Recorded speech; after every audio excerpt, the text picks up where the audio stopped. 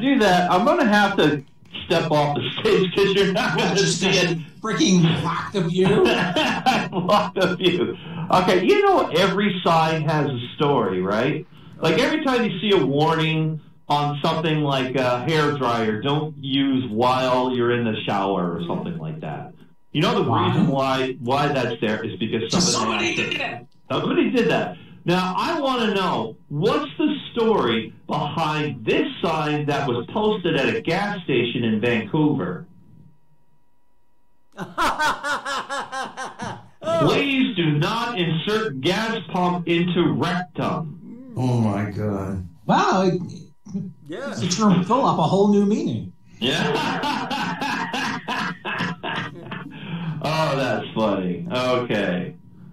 Okay. All right. Now, I'll give you one more joke, and then I'm going to hand things off to Synnove. All right? Okay. Synnove. It is, what Asian stereotype do you hear the most? This is a quiz. Sorry, this is a quiz. What Asian stereotype do you hear the most? Anyone want to take a guess? Chinese? One hung low. You horrible people. I have a Sony surround system. See, that's my stereotype. Sony surround system. Wah, wah, wah, wah. I should end on a higher note than that to set up for Synnove. Sorry, Synnove. It's all yours, Synnove, so why don't you make us laugh, please? She doesn't have to get up because she has computer problems. So, Synnove. Yeah. Oh, and she's Mardi Gras. She's out. Yeah, she's got the right colors. Well, I have a combination of Mardi Gras and the next holiday, which is St. Patrick's Day. Ah, that's brilliant. I love it. And I have 2 or 3. The thing about Norwegian jokes is that they're all true, and that makes them a little bit sad. Ole, he was getting up in years, and he went to the doctor for a checkup, and a few days later the doctor saw Ole walking down the street arm in arm with an obviously robust young bouncy lady, and the doctor stopped him and says, "What are you doing?" And Ole says, "Doc, I'm doing what you told me to do. Get myself a hot mama and be cheerful." And the old doctor, he was all shook up, and he says, no, that's not what I said. I said, you got a heart murmur, be careful. What a way to go. Lena, she went to the doctor for her annual checkup the other day, and when she got home that afternoon, when Ole, her husband, got home that afternoon, the first sight that greeted him was Lena standing nude, admiring herself in the mirror. And Ole, he asks Lena, "What in the world are you doing?" And it's funny already. obviously proud of herself, she says, "I went for my checkup today, and the doctor told me I have the breasts of a 25-year-old. And Ole laughed, and he asked her, "Oh yeah, and what did he say about that 50-year-old ass of yours?" And Lena says, "Well, come to think about it, he didn't mention your name, not even."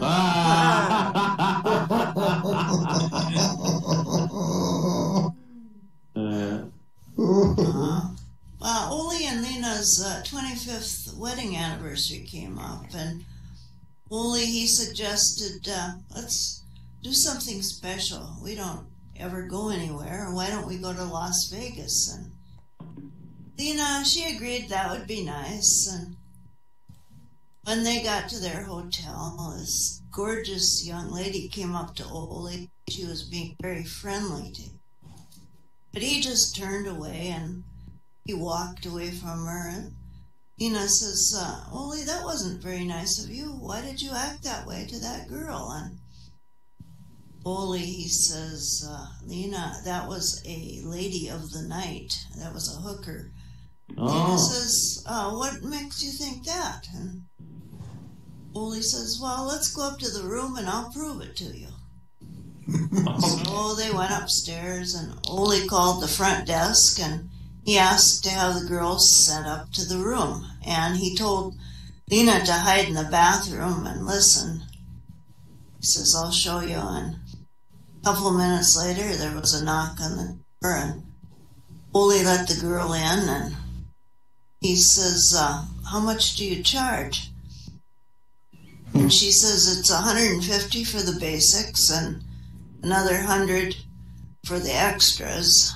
And Ole says, oh, that's a lot. I was thinking more like $25 for everything. And the girl laughed. And she says, you must be a real country bumpkin. Forget it. And she left. Lena came out of the bathroom and said, well, I wouldn't have believed it. But you proved it. Anyway, I'm hungry. Let's go downstairs and eat. So while they're sitting in the restaurant, the same girl walked by their table, and she looked at Lena and said to Ole, see what you got for $25?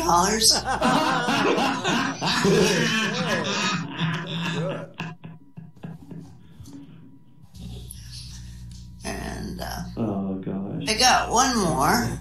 All right.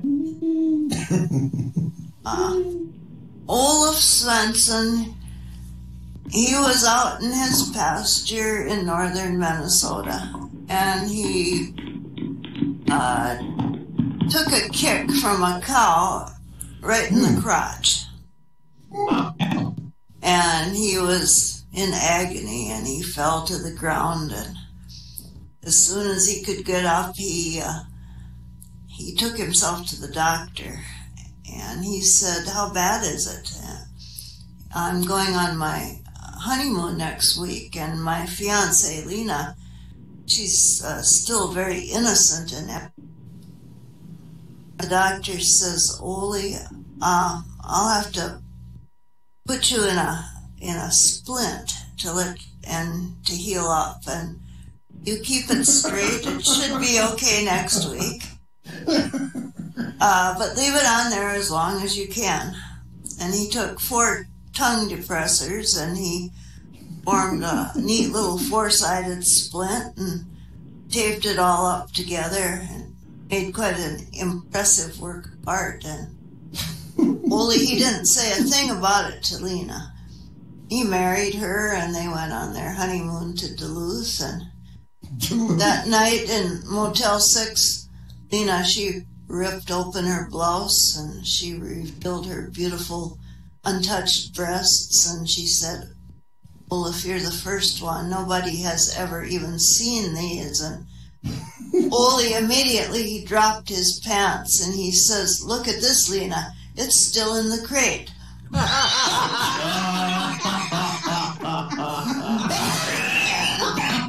Oh my God. That's all I got for tonight. Oh, All right, give it up for Synnove.